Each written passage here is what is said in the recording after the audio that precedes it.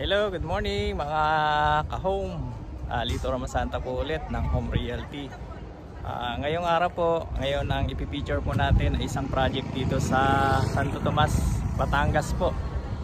Developer by Hestia. So yung nakikita nyo po sa likod ay single detached unit. Ano po ito? Mga complete turnover po yung ino-offer natin dito sa Santo Tomas.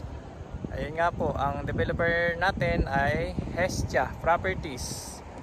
Ayan, si Alicia po yan, yung model unit natin, single detached unit.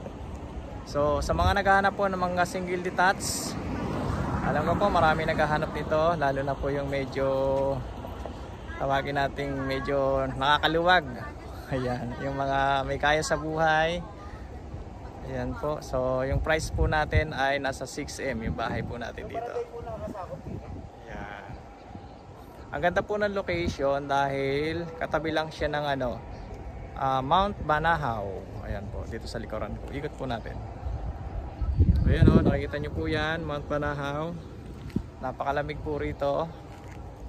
Yan, ito yung site. Actually, ano po ito, Santa Lucia developer, pero nakabili po sila ng lote rito. And ayun nga po, dito sila nakapagpatayo ng mga bahay. Yan. Pakita ko po sa inyo.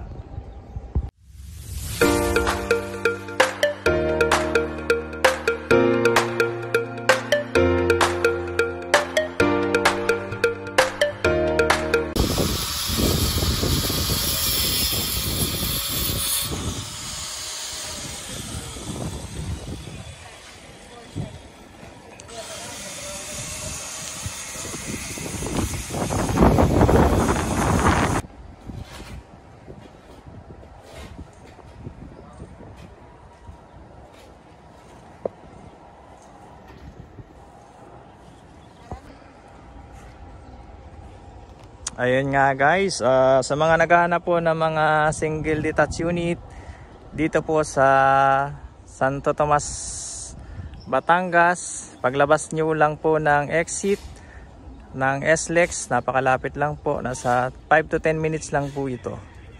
Ito yung site, sa loob po ito ng Santa Lucia. So makikita nyo po maraming mga bahay dito. Ano siya, yun nga, katabi siya ng Mount Banahaw. Iasam po natin. Ayan o, Mount Banahaw. Kaya malamig po dito. Ito nga po si Alicia, single detached, complete turnover. Sa ngayon po kasi ginagawa siya. Pero ang lote po nito nasa 150 square meter yung lote. And yung floor area niya 80 square meter. Complete turnover na po ito. Ibig sabihin, lilipatan nyo na lang. Meron na siyang 3 bedrooms, may balcony, naka-tiles na po lahat, may parking, may fence and gate na rin. Ayan. Pipinturahan pa po yan kasi sa ngayon ongoing. November, ano po ngayon? 28 po kasi ngayon. Ayan. So, pasok tayo.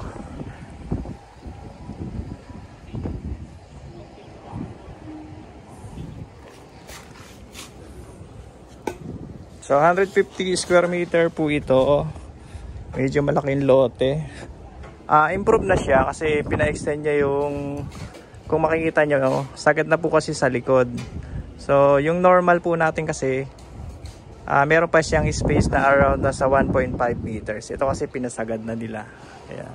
So meron na siyang fencing gate. Ayan yung taas, meron siyang balcony, complete turnover. Tayo sa loob. Dito po muna tayo sa sa gilid. Single detached po kasi yan, kaya ibig sabihin meron siyang space sa gilid. Ito yung side. Dito tayo. Ayan, ganito po ito. Naka-tiles na, 60 by 60. Naka-interior na po yung ating ceiling. Ganyan po yung mga project ng Hestia. Ito, lanay, going to car garage po ito. Naka-sliding door na siya. Tapos, dirty kitchen sa area na to. Sinagad na po kasi ito. Kumbaga, ito kasi meron pang space sa gilid. Sinagad na siya. Ayan. Tayo sa taas. Ito, CR po, toilet and bath sa first floor. So lahat po, eto, naka-fiberglass na rin siya. Ayan po, fiberglass. Tapos nakatayos na po yung ating hagdan at saka flooring dito sa second floor. So medyo madumi po kasi ginagawa pa siya ngayon. So sa taas, meron po siyang 3 bedrooms. Ito yung toilet and bath natin. Ayan, bedroom. Bedroom 1. Ito ho, sarado.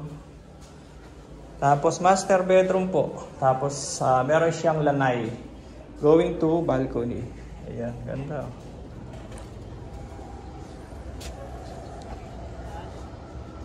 Ganda ng location. Para kayong nasa Tagaytay kasi ano siya, overlooking. Katabi siya ng Mount Banahaw. So yun po, sa mga interesado, pre-tripping po tayo. Kung gusto nyo naman po ay sa Cavite, meron din po rito sa Barangay Biklatan sa General Trias po. Ayun. So marami po silang project. Meron din po sila sa Lipa pala. So yun yung next station na pupuntahan namin. Okay. Tumal. Big